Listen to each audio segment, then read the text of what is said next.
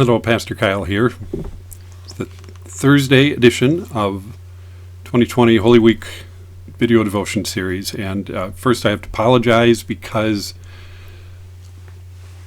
things keep going wrong with this, and it keeps pushing back, trying to work out the bugs and things. So keep pushing it back. So I'm just getting to Thursday, but I wanted to make sure that some things were mentioned today. So we're going to do Thursday, even though it's Friday morning, and then we'll try to get Friday in today as well. So Lord willing, appreciate anybody that's joined me on this, and appreciate having our hearts together in this on this Holy Week. Our hearts are together anyway, but just to acknowledge that by being a part of this and some of the other things that are going on. We're going to be going out of Matthew today and into the 13th chapter of John, because this is the Thursday version, and we had a Maundy Thursday service this night where we focused more on the meal, the Passover meal that Jesus and the disciples celebrated. In the Gospel of John, there is something else connected with this day, that where the day gets its name, Maundy Thursday mandate, that there's a command from God to love one another, and it's expressed greatly with the washing of the disciples' feet. But before I get to that, I wanted to ask, think through your life and think of somebody that maybe went to some extra measures to show their care for you, that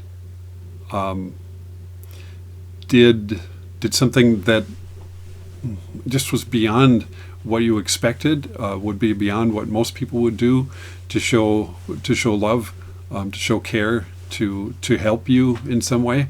I can think of a couple of instances right off the top of my head. One is as a kid in camp, and the extra measures that some people did to get me to a hospital from an asthma attack, and it's a long story, but it was amazing what they went through in the middle of kind of this camp in the middle of nowhere to get me some help, and still think about that story. So very grateful. Say a little prayer for those folks. I only know one name, but God knows who they are. And then another time when I was in college and I was on a trip for the college, and I got out a long ways away. So I was on the East Coast. College is in Minnesota, and I was on the East Coast and realized that there were some very important things that I needed that were for the trip that I did not, somehow I had left sitting in my apartment, and I was going to need to go back and didn't have a lot of money for that, and I talked to some people, and they talked to some people, and through networking, somebody that I barely knew went out of their way and spent an entire day, this way before Amazon, to find what I needed, and to spend an entire day just looking for that and finding it and getting to a place where they could package it and ship it, and shipped it all the way out. It didn't ask for anything from me. They just did it. And so wondering if you could think of anybody like that, anybody who showed extraordinary act of kindness to you. I hope so. But even if you can't, right off the top of your head, even if you can't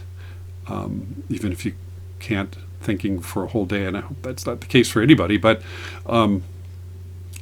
know that you do have somebody. Here's the story from John chapter 13. It was just before the Passover festival. Jesus knew that the hour had come for him to leave this world and to go to the Father. Having loved his own who were in the world, he loved them to the end.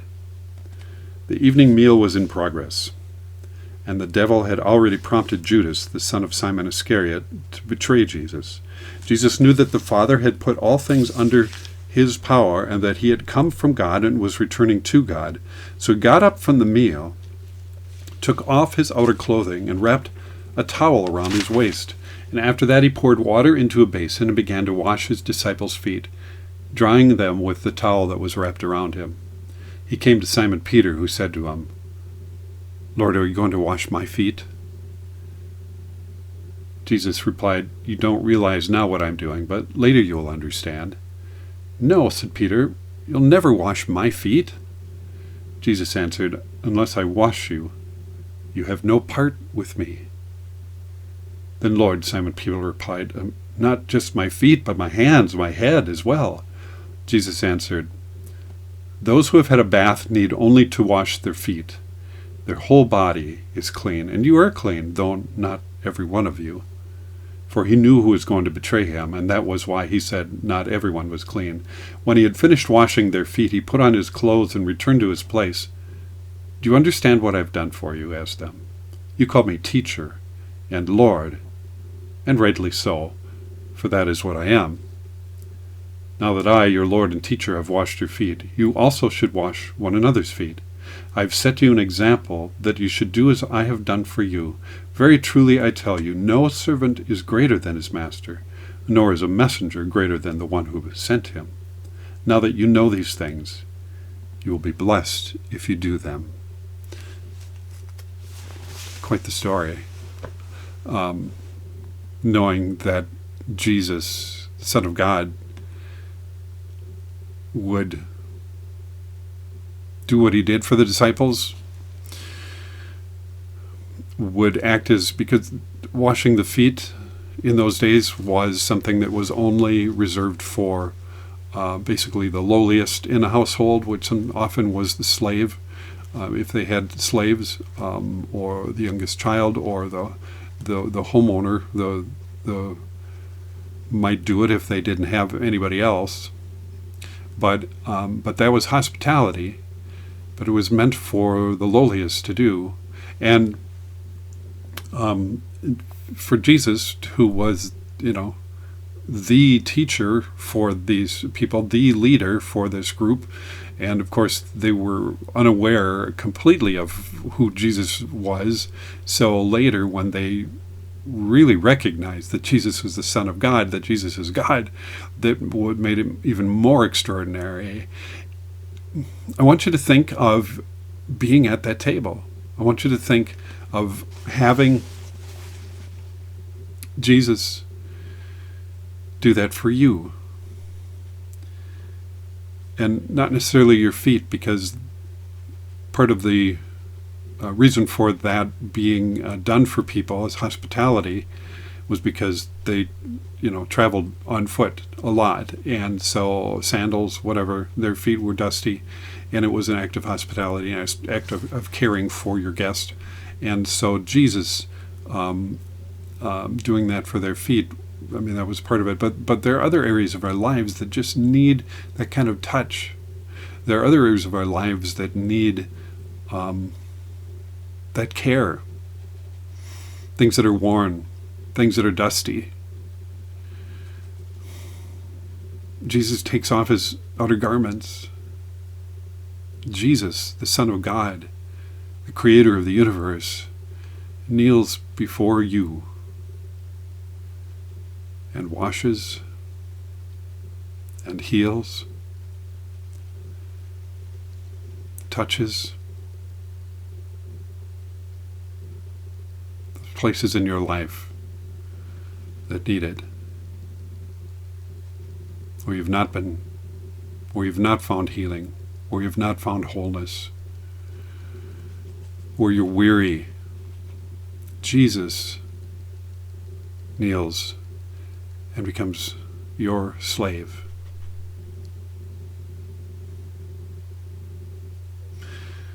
That's amazing. That's amazing. It's something that I hadn't ever imagined before, even for myself. And I hope you've done that. I hope you've really thought of the places that need that touch, that need that cleansing, that need that healing, that need that care. And imagine Jesus doing that for you, because Jesus wants to do that for, that is what God does. That is who God is. We are so hung up on the God of retribution.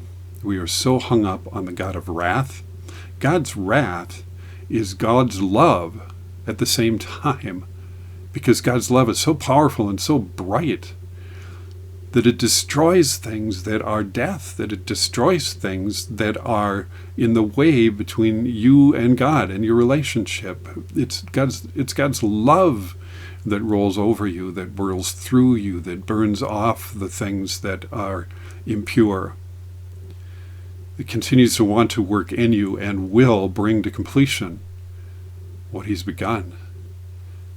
That's love. That is love. And I want to share with you that I've seen that in so many different ways. People reaching out, people making phone calls to others in the congregation. We've had some phone callers that said yes to calling and checking on some of our members of the congregation who might be alone or particularly vulnerable, I guess, if the virus should reach them, and just making sure they're doing okay.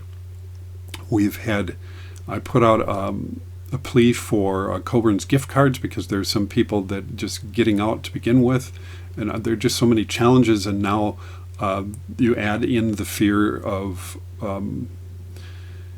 the being exposed to the coronavirus and things. It just makes it more complicated. So, and folks that are strapped financially in a normal situation, and ask for some Coburn gift cards, because people can order online. The first 3 orders are free delivery, and we got a stack of them from people. And so I have been giving them to folks that I know are in need, and I still have some left over, so I'm keeping an eye out if you know somebody. But this is also dragging on, so I suspect that some of the folks that have received it already in a couple of weeks are going to need it again. But I just can't. It's just it warms my heart. You guys so many of you are just a shining example of Christ's love. Thank you for that.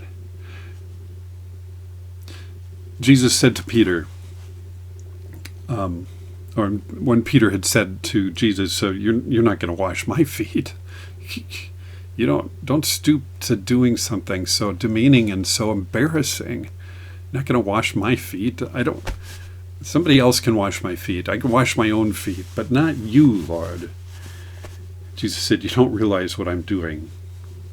But later you're going to understand. You're never going to wash my feet unless I wash you. You don't have a part in me." What did Jesus mean by that? Jesus means that we need to receive his love. If we don't receive his love, if we're not open to it, if we don't trust Jesus' love for doing everything that we need, if we somehow hold back and say, I'm going to, I know you love me and all that stuff, so I'm just going to try to be really good and either kind of earn that love, or somehow we're holding back and thinking that somehow my life is going to be good enough for some of that love. We've said no to Jesus. We're not recognizing the complete dependence we are on Jesus, how we absolutely need every part of us to be cleansed. Every part of us is lost. We have nothing to offer, and Jesus offers us everything. And when we say yes to that, say, Lord, I'm completely dependent on you. Thank you for giving me everything that I need. Thank you for your overflow, your abundant, vast, overwhelming love to give me everything I need. When we say yes to that, then we have life. Then we have abundance. And then we're not afraid to do the same thing for others. We're not afraid to let go of stuff of our own and love. What do we need that for? we have Jesus. Bless you in this Holy Week. Pray that you would receive more of that love. You would receive and allow that to come into your life so much that you're just compelled to share it with others. It just overflows into others. And then you know what? You receive more. It's amazing. Thanks for joining me today.